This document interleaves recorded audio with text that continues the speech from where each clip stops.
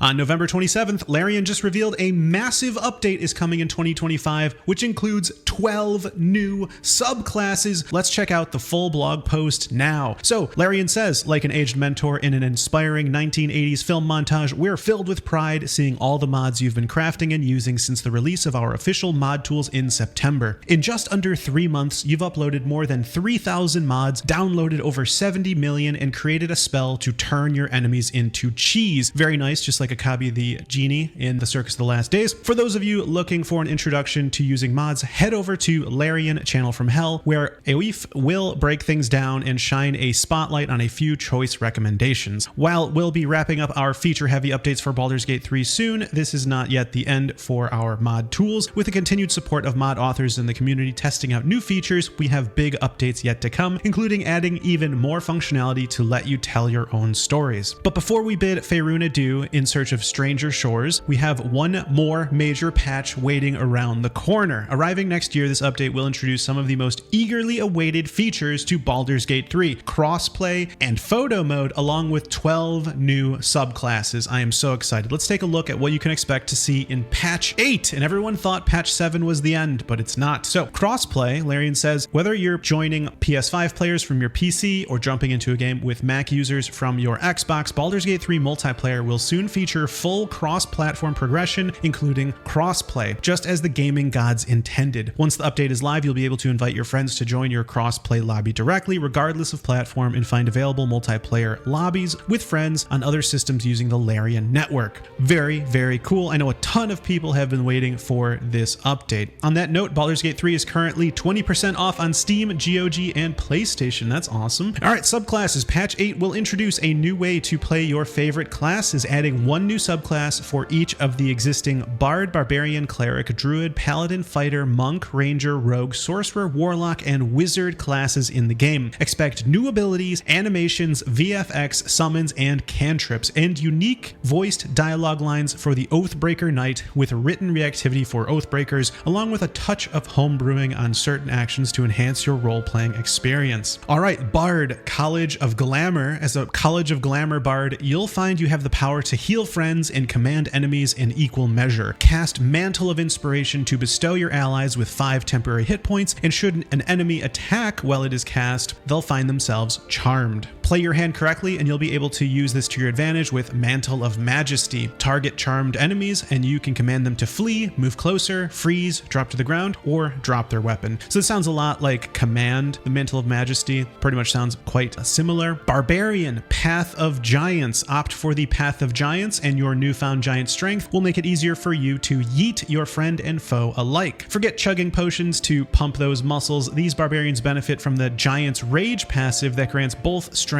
and size, allowing you to deal additional damage with throw attacks. Pockets weighing you down, not for you and your increased carry capacity. So that's awesome. You're gonna have increased carrying capacity. You're also going to be bigger and stronger. So that sounds kind of cool. And we've got Cleric, Death Domain. As a Cleric of Death, you'll find new dark tricks up your sleeves, from spells that specialize in necrotic damage to 3 new necromancy cantrips. That's awesome. This includes Toll the Dead, a cantrip that causes 1 to 8 damage when your cleric rings the bell of impending doom, a number that scales if your target has already been damaged. We've also added the homebrewed ability to explode nearby corpses, damaging enemies. That is so cool. Sounds like this is kind of almost like a necromancer-esque type clerics. That sounds very awesome. Next up is Druid, Circle of the Stars. These druids look to the stars for answers, accessing powers beyond those offered through the classic wild shapes, taking on one of 3 starry forms for their power. The constellations of the Archer, Chalice, and Dragon. Each one favors a different playstyle and strategy, the Archer dealing radiant damage with astral arrows, the life-giving Chalice restoring hit points to you and others nearby, and the Wise Dragon allowing you to deal damage with an added bonus to Constitution rolls. The starry forms offer not just a celestial aesthetic, but practical, powerful options to enhance your role as a healer, fighter, or strategist. This one looks very cool as well. And next up is the Paladin Oath of the Crown. You've been sworn to uphold the principles of the law, stay true to your oath, and you'll be rewarded rewarded with the power to aid your allies and disrupt your foes. Guide your companions in battle with righteous clarity, taunt enemies with strategic interrupts, and keep your party standing strong with divine allegiance, absorbing their damage while restoring their health. Very cool. Looks like this one doesn't have any images there or any like little sneak peeks, so I'm guessing this one's going to look really cool. Next up is Fighter, Arcane Archer. Mastering the dual arts of magic and marksmanship, the Arcane Archer subclass offers unique skills on top of new shooting animations.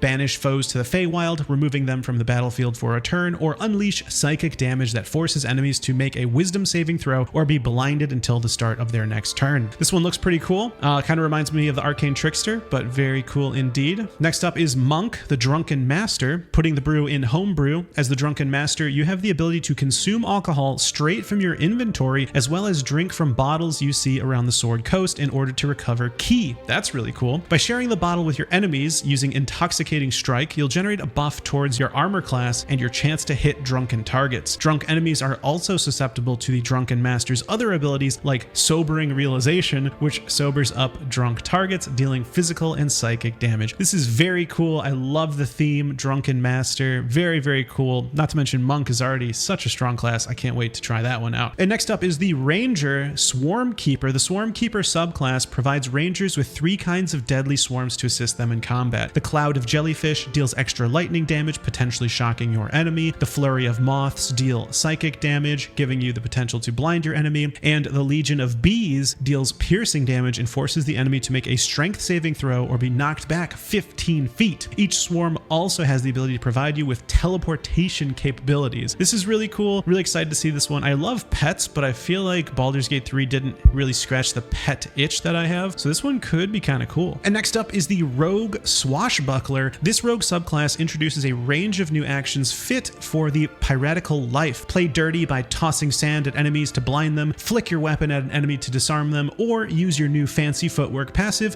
while meleeing your enemy to ensure they can't make opportunity attacks against you for the rest of your turn. This one actually sounds amazing. This is like such a roguelike thing, like literally tossing sand at somebody's eyes to blind them is amazing for the rogue class, so this one's very cool. And next up is Sorcerer, Shadow Magic. As a Shadow Magic Sorcerer, you deal in a form of magic that makes you deadliest in darkness. This subclass gives its Sorcerer superior dark vision, as well as the ability to shadow walk between places of dim light or darkness. It also lets you call forth the perfectly homebrewed Hound of Ill Omen to harass your foes and use Strength of the Grave to prevent you from being downed, ideal for those attempting honor mode runs. That's really cool. Strength of the Grave does sound perfect for an honor mode run. This is such a cool theme too. This really reminds me of the Death Cleric that we talked about earlier, Death Domain Cleric, so really excited about this one as well. And next up we have the Warlock Hexblade. Hexblade Warlocks make a pact with an entity from the Shadowfell that manifests in the form of magical weapons. Curse your enemies and force their souls to do your bidding. Slay any enemy that isn't generally an element of nature, construct, giant blob, or already dead, and you'll be able to raise their spirit from their corpse for 10 turns. This new summon can deal necrotic damage and will rip away a chunk of your enemy's soul to provide your Hexblade Warlock with healing. That is so cool. This Hexblade Warlock sounds like exactly the type of summoner that I'm looking for. 10 turns is actually way longer than you might feel like. You know, it's going to be pretty awesome. So I'm going to be checking out the Warlock Hexblade for sure. And next up is the Wizard Bladesinging. The Bladesinging subclass merges swordplay with wizardry. Expect new spellcasting animations when casting spells with your weapon,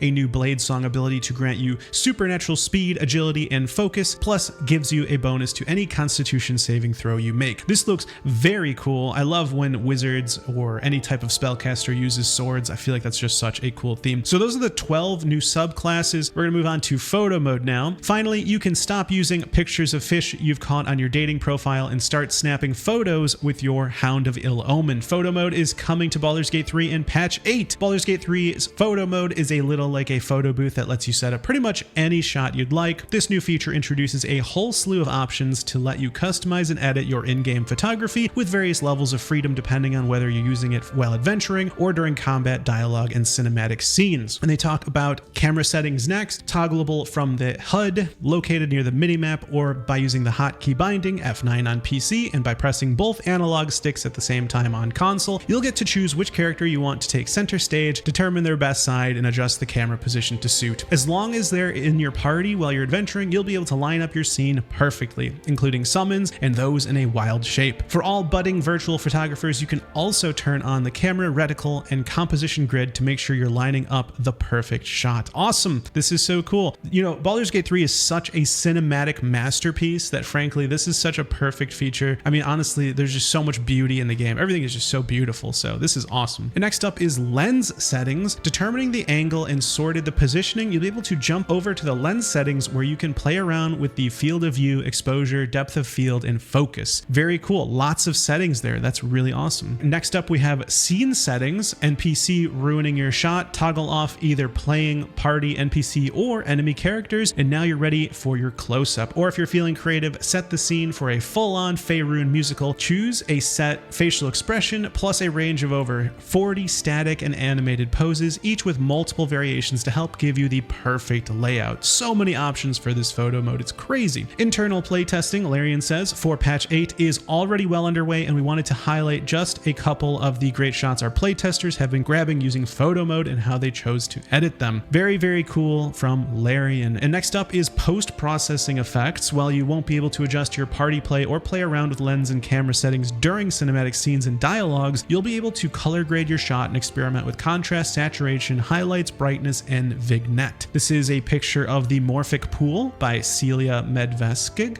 who is a playtester. This looks very beautiful. And next up are frames. This looks very cool. Add flair to your scene with a range of different frames and letterboxing to nail those cinematic shots. This is a picture of the Creche by Michael Simard, who's also a playtester. This looks really cool. I love the frames. And next up is stickers. Choose from over 300 stickers and add up to 30 to your scene, including emojis, icons, blood splatters, textures, objects, and items, and of course, cat ears. Looks very cool. This is hilarious. The little crown there. I definitely see some cat stuff going on in the distance on that mind flare. That is hilarious. And in your hands soon, Larian says, you'll be able to take roleplay to the next level with unique combinations of poses, stickers, and frames. We can't wait to see what absolute nightmare fuel you come up with. I'm sure there will be. Look at this hilarious photo of a dragonborn in bed. It's great. A romantic moment between custom characters by Helena Van de Veer, playtester. All right, patch 8 stress test. With your feedback and support, our last patch brought some big changes to the game with just 2 bug fixing hotfixes post-release. That's a win in our books, says Larian, and we're looking to do the same again for patch 8. So let's talk stress testing. So what are we stress testing? This time, you're invited to join us for a period of stress testing where you can jump in and try out the new subclasses, explore tabs, best angles in photo mode, and play with friends together on other platforms. Yep, this stress test will be available to those on Xbox and PlayStation as well as PC. That's really cool. I feel like it's been mostly PC, like through Steam, but I don't know because I don't play on console, but this is super cool. Larian says, why do we need to stress test patch 8? The goal is to go beyond our internal testing and help us catch things before they can become an issue once a patch has been released. Along with all the newness coming in patch 8, we'll also be integrating a large selection of bug fixes and polishing up cinematics, including ensuring Shadowheart's hair dye no longer washes away when she takes a dip with her romantic partner. We'll be sharing more on what's been fixed in a future update. And next up, when does the stress test begin? We're looking to begin testing in early January, and you'll have the opportunity to register your interest before then. Things will be done a little differently this time around, so we'll be back with community update number 31 to take you through what's been tested and how you can take part. Cool. I would love to take part in this. That would be so cool. It says here, don't wait up, Pookie. We'll chat with you soon. I love Larian's humor in these. Really, it's really fantastic. All right, next up is Best Community Support nomination at the Game Awards 2024. Larian says, we are deeply honored by all of the awards that Baldur's Gate 3 has been nominated for, and it goes without saying that our latest nomination for Best Community Support, once again at the Game Awards 2024, has our hearts squeezing. You've fueled us with your questionably horny fan art, delusional tyrant fan fiction, and delightful array of mods, and we can't wait to see how you bring this passion to our future games. If you would like to support us at this year's Game Awards, you can vote for Baldur's Gate 3 as Best Community Support before December 11th by clicking here. I'll put a link in the description if you guys want to go do that. Watch the awards ceremony live on December 12th at 7:30 p.m. EST on the Game Awards YouTube and Twitch channels. And lastly, the last section here is a very Larian Christmas with December on our doorstep. We're once again bringing back a little Advent surprise featuring a series of little treats for both the naughty and nice. Keep an eye out later in December for puzzles to earn rewards you'll cherish and remember. I actually really loved that calendar. That was a lot of fun on their website.